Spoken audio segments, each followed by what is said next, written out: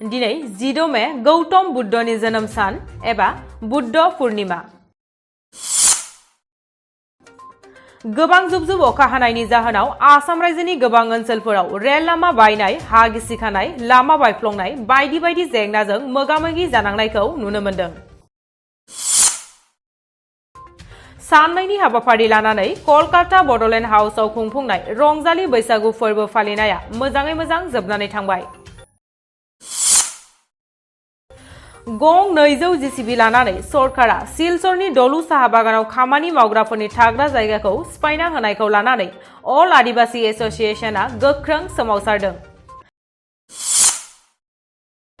आसामनि दिमा हासावआव गोबां जुब-जुब अखा हानायनि जाहोनाव हा खुरखानानै 3 सुबुंनि जिउ खहा। जिउ गोमानाय सुबुं सानैया हौवासा आरो सासेया हिनजावसा होननानै मोनथिनाय जादों। आमेरिकानि बफेलो सहरनि सुपारमार्केटआव गुलि गावनायाव 60 सुबुंनि जिउ खहा।